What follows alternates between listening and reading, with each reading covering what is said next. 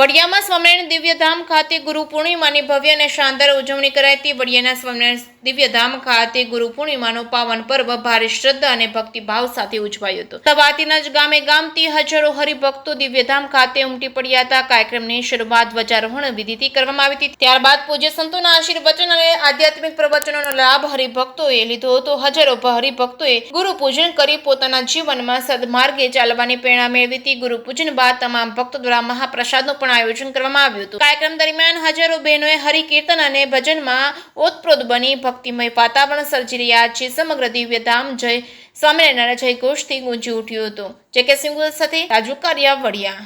જય શ્રી સ્વામિનારાયણ। વડિયાના આંગણે આજે શ્રી સ્વામિનારાયણ દિવ્યધામમાં જે ગુરુ પૂર્ણિમા ઉજવાઈ રહી છે, ઘણા વર્ષોથી આ ગુરુનું મહાત્મય અને આપણા હિન્દુ ધર્મને પૂરેપૂરું આ ગુરુ પૂર્ણિમાનું મહત્ત્વ ગણવામાં આવે છે। કારણ કે ગુરુ એ જ આપણું જ્ઞાન અને ઉદ્દેશ આપનાર વ્યક્તિ છે।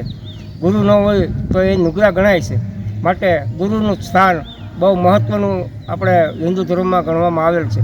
તમામ મંદિરોમાં આજે કે મોટા ગુરુઓનું આજે મહાપૂજન થાય છે, તેમજ મહાઆરતી થાય છે। ઘણા મોટા કાર્યક્રમો પણ થાય છે। અમુક જગ્યાએ સંતવાણીના મોટા પ્રોગ્રામો પણ થઈ શકે છે। ગુરુ પૂર્ણિમા એટલે મોટામાં મોટો આ તહેવાર આપણે ગુરુને ગણાય છે।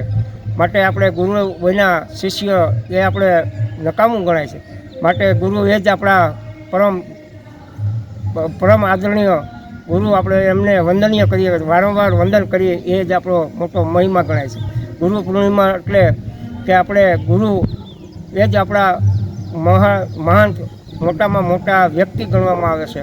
ગુરુ વગર જ્ઞાન નકામું છે। ગુરુ એ જ આપણે ગુરુનો મહિમા ઘણો મોટો ગણવામાં આવે છે। માટે ગુરુ પૂજન એટલે કે ગુરુ પૂર્ણિમા, જય સ્વામિનારાયણ।